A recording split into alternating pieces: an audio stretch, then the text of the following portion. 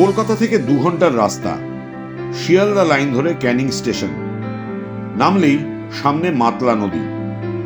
জোয়ারের সময় ফুলে ফেঁপে ওঠে, আর ভাটার সময় হেঁটে পার হওয়া যায়। এই নদীর তীরে ছোট্ট একটা শহর, নাম ক্যানিং।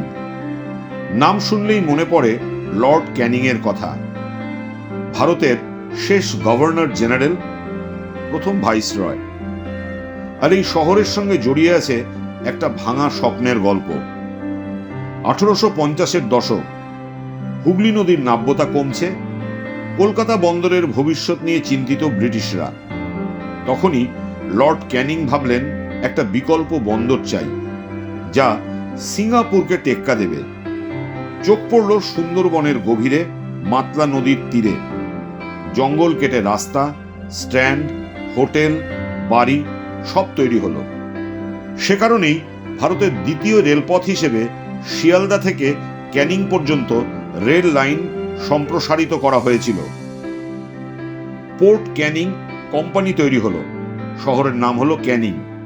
সাহেবরা বলতেন এখান থেকে জাহাজ যাবে সারা দুনিয়ায়। স্বপ্ন দেখা হলো বড়, কিন্তু সবার অজান্তে প্রকৃতি মুচকি মুচকি হাসছিল। একজন সাধারণ শিপিং ইন্সপেক্টর হেনরি পিডিংটন সতর্ক করেছিলেন, এখানে ঘূর্ণিঝড় আসবে, ম্যানগ্রোভ না থাকলে সব শেষ হয়ে যাবে। পিডিংটনের কথা সেদিন কেউ শোনেননি। 1867 সালে এলো সেই ঝড়।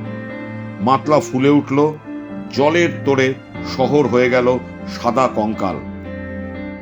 হোটেল ভেঙে পড়ল, ঘাট উড়ে গেল, স্বপ্ন ভেসে গেল।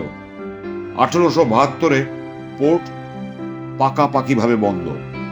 বাকি রইল শুধু একটা দোতলা বাড়ি, লর্ড ক্যানিং এর ভাঙা বাড়ি। আজ সেই বাড়ি দাঁড়িয়ে আছে মাতলার ধারে। দেয়াল থেকে ইট খসছে, ছাদে বটগাছের ঝুড়ি ঝুলছে, জানলা দরজা নেই। স্থানীয়রা বলেন ভূতের বাড়ি। কিন্তু ইটের ফাঁকে ফাঁকে এখনো লুকিয়ে আছে সেই স্বপ্নের ছাপ।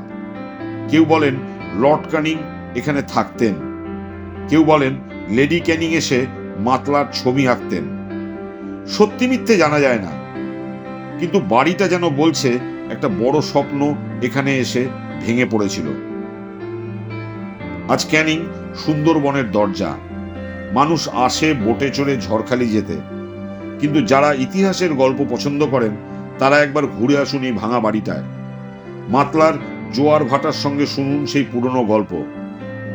ক্যানিং শহর, মাতলা নদী, আর লর্ড ক্যানিং এর ভাঙা বাড়ি, যেখানে স্বপ্ন ভেঙেছে কিন্তু ইতিহাস বেঁচে আছে।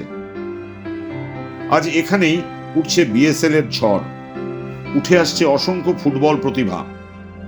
সুন্দরবন বেঙ্গল অটো এফসির হোম গ্রাউন্ড ক্যানিং স্টেডিয়াম। ইতিহাসের শহরে ইতিহাস রচনা করছে এখানকার তরুণ ফুটবলাররা।